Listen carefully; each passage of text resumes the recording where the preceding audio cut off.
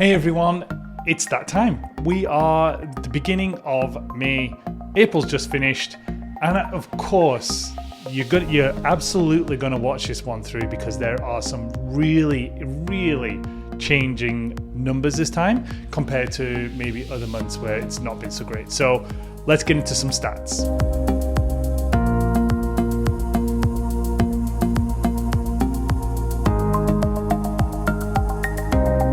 Hey everyone, Richard Payne from Halifax Homes and Lifestyles, eXp Realty, looking at the month of April. If you're getting into the market and you're looking to buy or sell, this is the episode that you want to really pay attention to because April changed a lot.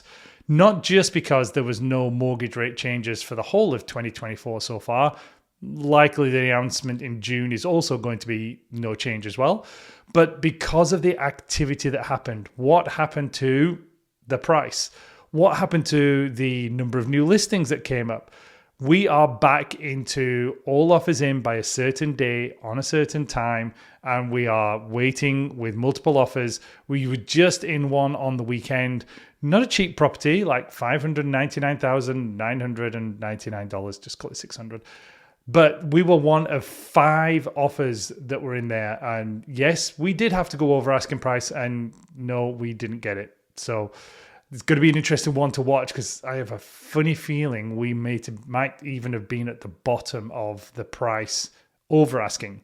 So we want to delve into the stats because you need to be informed. The market is absolutely changing and you want to be ahead of it. So when we start looking at the average purchase price for the properties sold in April, that was $633,000. Last month, March, that was $616,000, up 3% on that. This time last year, $618,000, up 2% on that. So the good news is we're not seeing these massive like 7, 10, 12% increases month on month. So it does tell us that the market is stabilizing, but there is a little bit of a shock there when you kind of go, we've been bouncing like, 590 to 610, something like that. This month we go straight up to 633. So there's reasons behind that. But when I look at the average list price, that was at $625,000. So we're at roughly 1.1% over asking price, which you kind of look at that and say, that's not such a huge number. And it's not because, it's 625, 626 compared to the 633. We are pretty close. But when I looked at some of the properties of like how many went over asking price, how many went under asking price, that's when we can see there were 181 houses of the 407 that sold that were over asking price. And the average over asking price for those properties was $34,000 over asking price. So number one, you went over asking, and then the average of that was $34,000, which is quite a chunk over asking price on average for 181 properties. Now that meant that we had 226 that were either at asking price or below asking price. And the average of those was $23,000 under. There are definitely some properties, because I just out of curiosity said, I wonder what the most under asking price was. And the most under asking was $270,000. That's a huge number off. But guess what? The starting price on that was $1.7 million. So it's all kind of relative, I suppose, when you look at it. And yes, it had been on the market a long time. The longer something's been on the market, the more chance you will have of being able to get it for underneath the asking price. So that gives you a couple of numbers. Number one, we're at 1.1% over asking price on average for the whole of HRM, and the average price was $633,000. Definitely outperforming last month and outperforming last year as well. But some outlying reasons. When I looked at it, we basically had 29 homes that were all over $1 million in terms of their sale price. Interesting as well, there were 3 that were over the $2 million purchase price as well. So I think when we look at the 633, I'm not super worried that this is another one of those trends where we just start kind of going up all the time. I think it's literally this month we managed to have nearly 30 properties over $1 million that actually sold, which is something like 10% of the properties that actually sold. So that's quite a big number, and I can think it definitely drags up the overall average. So don't panic. Like if you're a buyer, this doesn't mean that the prices are absolutely going up. For a seller, it just means that it's a little bit of a blip. Like it's not great news for sellers. We're not going to go on that rampage again of prices going so high. Good news for sellers is, yes, we're absolutely back in multiple offers, and seems like good price, good location, good property. You are going to get that simple situation where people are going to go over asking price to get that property. Now let's look at the number of sold properties. That was 407 properties were sold this April. It was only 309 last month, so we are up 32% on that number. So that's a much, much better, almost spring-like market number. And then last year we were at 356, so it's 14% over last year. The big thing to think of here is that we were nearly a third more sales in April than took place in March. And we know that January, February, March, in particular March, should have been busier than it was, but it wasn't. So I think we caught up some activity, and definitely we're ahead of last year as well. Now, overall activity last year was definitely down as well. So like take it with a pinch of salt kind of thing. But that gives you an idea as to the volume actually picked up. And April was a busy month, which is absolutely what it felt like at the same time on the ground, writing offers and having listings. Active homes for sale are 714 properties. Last month, that was only 648, so we're up 10% on that. And then last year, that was 626, so we're up 14% on that number as well. So the number of properties are up slightly, but the volume of sales are up by over a third, which had the effect of not really increasing months of inventory. So months of inventory right now in April, we're at 1.8 months. Last month, that was 2.1. So you can see that, yes, we had more active listings, but we also sold more properties as well. So we ate into the inventory a little bit.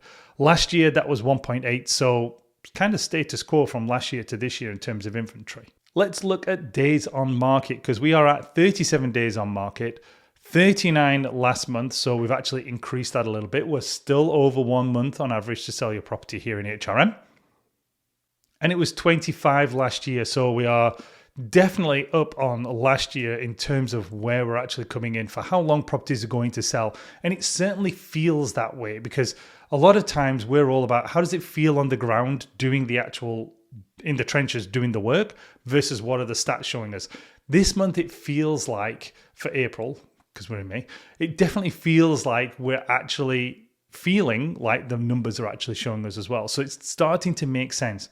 Want to give a quick look as well at the new to sales listing ratio. So in other words, new properties listed versus sales that we've actually made.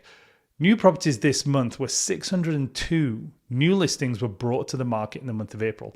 Last month, that was only 378. So we are way up in terms of the number of listings. And I think that's definitely that delay in spring. You know, we would have expected March to be decent as well as then April to increase. But March at only 372 new listings and April as in 602, that shows you that there's been a massive jump in terms of people that have said, okay, you know what, like let's get into the market. Maybe that's also had the effect of like a little bit of that new product coming on the property market. And those are the ones that the people are actually buying. So there's a little bit of that, but 37 days on market, you know, it doesn't seem that everyone's rushing in for the new properties. So when you look at the percentage, and last year that was 503 in April. So we're even up number of sales, new listings, number of new listings we bring to the market. April this year is more than April last year, which is a good sign, like we need it. So then when you look at new to listings to those that are sold, we're at 68% this month. Last month, that was 82%. And last year, that was 71%. So this is about comparing when we put new listings on the market versus the sales that we're getting. The closer that becomes to 100%, that means that we are literally putting on new listings and selling the same number of new listings, which means you are absolutely eating into inventory and possibly even pulling down inventory. Right now, sitting at 63%, you can see that we're kind of not too distant from actually doing that. And we're definitely 407 sales versus 602 new listings. Active for sale now is 714. That kind of gives you those feelings that the numbers are all fairly close, and therefore we're not putting inventory on the market, that's for sure. The big thing that we'd like, of course, is new listings, more properties coming onto the market, which means more choice of buyers. It's just right now, we're also seeing a lot of buyers getting out there and saying, no, I want to buy the properties as well. So we're not adding to the inventory. We are creating competition. We are going over asking price. And again, when you look at that, like of the ones that went over asking price, $34,000 was the average over asking price. That's a pretty big number. Right now, we want to take a quick look at our top 3 markets because these are the ones that are driving the majority of the numbers as well. Number 1 market is Timberley, Prospect, St. Margaret's Bay, Upper Tantallon area. And they had absolutely the lion's share. They had 57 houses sold with 96 that are active. That gives them 1.7 months of inventory. Average price in there was $661,000. Average list price $657,000, so that gives you a roughly $4,000 over asking price, which is not like huge, but also I think in that area as well, there is a little bit of new construction, which tends to be sale to list price being the same number. And days on market was 44, so again, a little bit longer. Also, therefore, stacks up somewhat with obviously the days on market for new construction can be longer because they put them up for sale with that facsimile design, and therefore the days on market just carry on. Also there were some of those top price properties. In particular, I think the number 1 highest price property in that area was actually the one that was up for sale at like $2.5 million, 5,500 square foot, like huge house with oceanfront. And that's one of the ones that was actually obviously the higher price. It means it takes a little bit longer, and therefore that was also in that area as well. But that was the number 1 market, Upper Tantallon, St. Margaret's Bay, Prospect.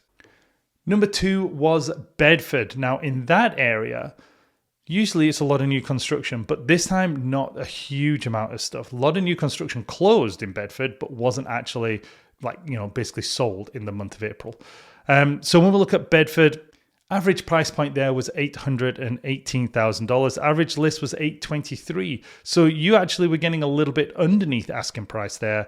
There were 88 days on market. So things are taking a little bit longer there. But again, some of those over $1 million houses were in that Bedford market at the same time. So that's absolutely going to add to the amount of days on market. There were 45 sales. There are 58 active for sale, which gives them 1.3 months of inventory. Not a lot of inventory there at all. Number 3, we head up to East Hants, Colchester County, Enfield, Elmsdale, Lance, and that whole surrounding area up there. They had an average price point there of $498,000 in terms of the sale price. List price there was $496,000, so they were getting just $2,000 over asking price. 59 days on market, so a little bit longer, but they've been long for a while now up there as well. And I think, again, Kiln Creek is starting to show up. So I think those are adding to the days on market. There were 40 sales. They have 95 active, which gives them 2.4 months. So a little bit longer up there.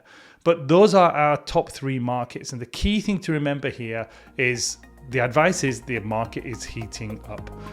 We are putting more properties up for sale, but also we're selling more properties. We are back into some multiple offers. And again, there's a lot of buyers out there that are actually sitting on the fence, just waiting to actually get started and start trying to find a property for sale ahead of those mortgage increases, or rather mortgage decreases that we're all expecting. Don't expect those to come into the summer. It's going to be towards the end of the year. Now, if you have any questions on any of this in terms of your specific market or anything else, just give us a shout. Details are below, and those are the stats for April.